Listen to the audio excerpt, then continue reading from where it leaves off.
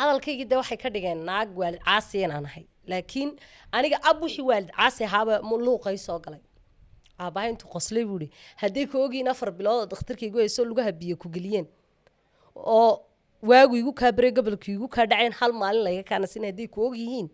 hadalkaaba kuumay soo qoray qaar baa waxay iska lahaayeen maxaa ka galayada ma dabaqayaa ka dumaya dee aniga maanta fooqa damal ninka iska leh waan ku faraxsanahay nabadiisaan ku faraxsanay ganacsigiisaan ku faraxsanay shirkadaha waaweyn ee dalka ka jira Telesom ka mid ah Samtel ka mid ah ganacsiyada waaweyn baan ku faraxsanay waxaan doonayaa doc kastaba Somaliland danaheeda guud iyo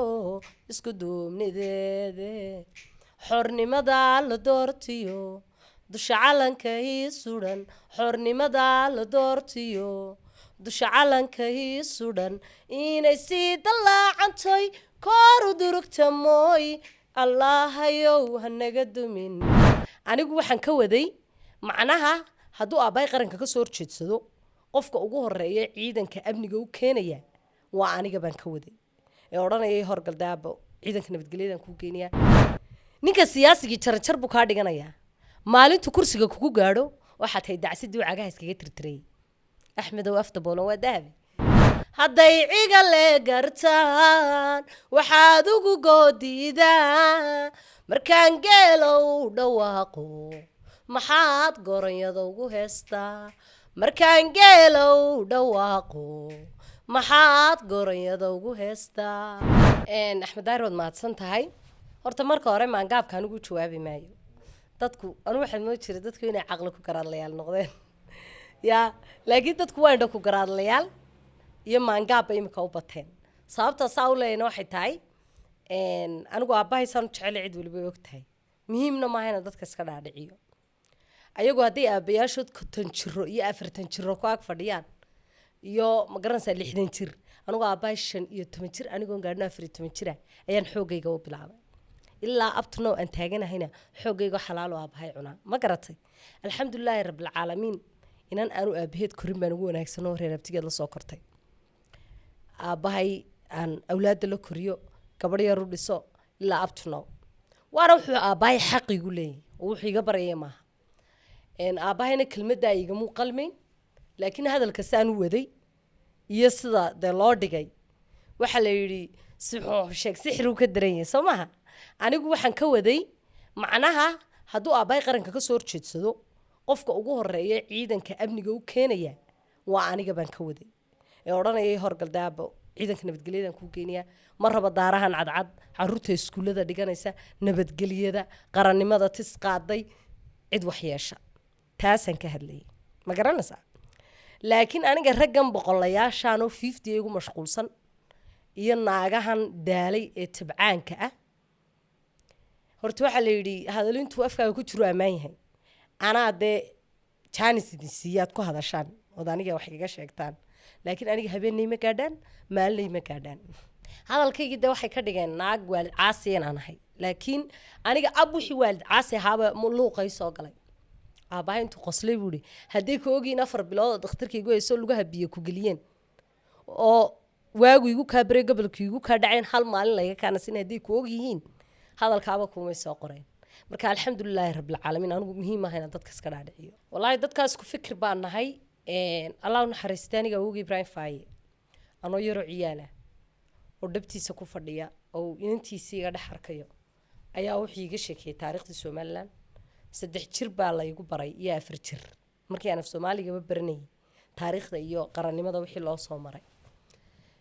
qarannimaduna kaftan ma gasho qarannimadu waa haybad qof hadaan u dal lahayn oo aanu dad lahayn oo aanu calan lahayn oo sharaf iyo karaamo male dunidana cidina ma ciisayso cidina wax kuma fasho ma garanaysaa alxamdulilaahi rabbil caalamiin Soomaaliland ma ka dhashay qabka iyo hanku waa waxaan ku hadlayo laakiin anigu inta wax iga sheegayso waxaan aaminsan inaan ka cod karsanahay boytiga ka hadlaya wuxuu yahay maxay toliyatay niyo qarannimadu dhayal kuma iman dhiig rag bay ku timiday xinjir baa loo soo daadiyay maalin walba lafihii dadkii la xasuuqay ayuu dadku inoo soo saaray inuu aasnaa xabaal wadareediyaynu maalin walba qodnaa annaga kuwii noo soo halgamayay ee nabadda maanta aan ku jirnay iyo dimo adu maanta qof halka intuu kugu yimaado dulmi kugu qabsan karaa ma jiro sababta maad garanaysaa de waa qarannimo haddaanay jirin oo aanu dawlad iyo institution iyo kala dambeyn aynaan lahayn waxbay noomay hagaageen sida waraabayaashan iscuni lahayn markaan waxaan leeyahay war waddanku waa nabad dhalinyarada da'da yar quruxda badan ee soo kacaysa iskuulada axmed oo saad aragtay state kameel looga soo xusayo wax barashada heerka maraysa heerka aad arkayso maraysa ganacsiga heerka aad arkayso gaadhay dabaqyada iyo daaraha cadcad haddaan nan anigu lahayn waa inaan ku farxaa wuxuu walaalkay leeyahay qaar baa waxay iska lahaayeen maxaa ka galayada ma dabaqyaa ka dumaya dee aniga maanta fooqa damal ninka iskale waan ku faraxsanahay nabadiisaan ku faraxsanay ganacsigiisaan ku faraxsanay shirkadaha waaweyn ee dalka ka jira Telesom ka mid Samtel ka mid ganacsiyada waaweyn baan ku faraxsanay waxa walaalka u qabsooma ee horumarku gaadhay inaad ku faraxdaa quruxda dalkan ku faraxsanahay dabaqyada ku walaan ku faraxsanay awlaada quruxda badan iyo odayaasha nabadda shaaca ku cabiyaan ku faraxsanay marka anigu muhiim ma siinayo niyad jabay wadaan dadka qaranka taageera dad baa niyad jabiya oo dhalinyaradii dalka isku dayay inay niyadda inta ka jabiyaan ay uga sheekeen wax qaran la yiraahdo inaanu jirin qaranku waa jira waanu jiri doonaa cidna looga daba fadhiisan maayo laakiin taa anigu waxaan idhi institution walba sharcigiisa ayaan loo dhaafin golaha deegaanku iyaga wax doortay iyagana wax riday anu markaa nin weyn baa ag taagnaa oo hadalkan anigu ku hadlayo haaf aan ka gaadhayn oo isagu wax ka duwan ka hadlayay anigu taasaan ka xanaaqsanaa macnaha inay dadku fahmaan siyaasaddu dana joogtaa bay leedahay laakiin saaxiibtinimo joogtaa ma leh ninka siyaasigii jaranjar buu kaa dhiganayaa maalintu kursiga kugu gaadho waxaad tahay dacsidii cagaha iskaga tirtiray axmed oo afta boolan waa dahabi muhiimaddu waxay tahay war anagu siyaasadda shaqo kuma lihiin ma garatay hortiina waanu shubi jirnay 2003 anagoo yaro ciyaala ayaa xisbiyada qaranka la aasaasay ma garatay hortood baanu shubi jirnay weligay doorasho kama hadhin doorasho walba ma adeerkiiba la dooranay weligay ololo kama hadhin ololo walba ma adeerkiiba la dooranay ya waxa weeye hadaba hortiin baanu soo shubi jirnay caynada rasuulka ciyaalka Hargeysa nahay horta statementkii May baynu ku jirnaa maalin qaran weeyaan waa maalin weyn wax kastana waxa ka muhiimsan qarannimada Jamhuuriyadda Soomaaliland oo iiga qaalisan anigu wadanka dhiig waan u shubi karaa waan u dhiman karaa maalintan wadanka dhiig u shubeen u dhinto ayaanan malaha anigoo faraxsan oo qoslaya seexan karaya wasaan isleey dhowr jeerna waan codsaday in jiid hore leeyay markuu dagaalku jiray laakiin waa leeyga diiday ma garatay anoo cabasla bir hore iska dhimo meelaana ka hadline qaranka dhiigga u shub laakiin leeyga diid kaba soo qaad maxay toliyatay heesaha qaranku way farbadan yihiin maanto kale heesu man xasuusanaya anigoo yar aan dhageysan jiray danta qaranka guudiyo calayow daraada inta deeqsi wiiliyo gasiyaalu dabar go'ay amba naafa daran qaba loo dilay qabiilnimo lagu duugay ciidana loo dilay qabiilnimo lagu duugay ciidana ee dafaada qaran qaba waxaan doonayaa doc kastaba Somaliland danaheeda guudiyo isku duubnideede xornimada la doortiyo dusha calanka ii sudan xornimada la doortiyo dusha calanka ii sudan inay sii dalaacantay kor u durugta mooy allahayow hanaga dumin ada noogu deeqe allahayow hanaga dumin ada noogu deeqe dandaansi cadowgii dulmi kugu damaaciya dandaansi cadowgii dulmi kugu damaaciya u dulqaadan maaye waxaan doonayaa doc kastaba Somaliland danaheeda guudiyo isku duubnideede xornimada la doortiyo dusha calanka ii sudan xornimada la doortiyo dusha calanka ii sudan inay sii dallaacantoy koor u durugta mooye allahayow hanaga dumin ada noogu deeqe aamiin yaa rabbi halkaasay aniga iga maraysaa ilaahay oo qarankaa naga dumin nabadaadaa noogu deeqe walaa culayska ugu weyn state wakamay wuxuu korayaa ciidamada qaranka ee kala duwan marka ciidamada qarankan u heesayaa ciidan dhiiran dhiiran geesi dharsan dharsan ciidan dhiiran dhiiran geesi dharsan dharsan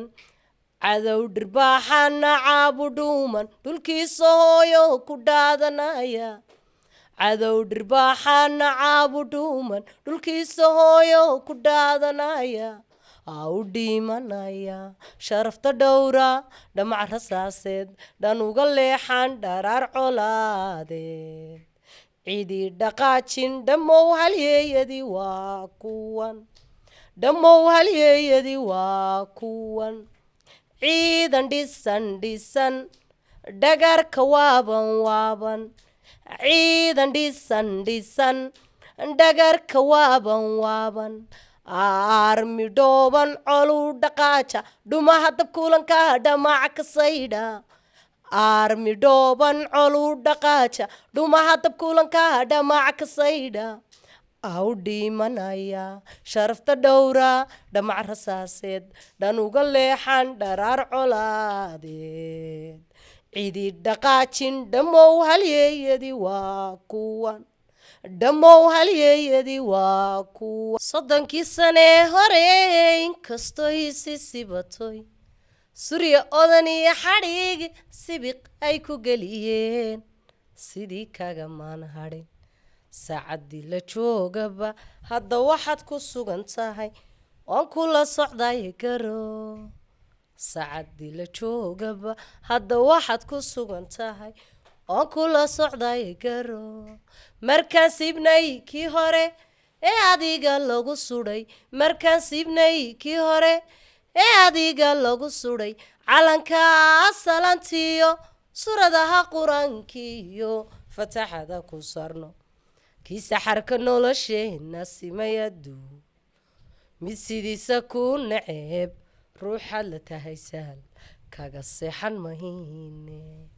saxankaagu waa guul subagaagu waa roob soortaadu waa gaar sadqadaadu waa cadow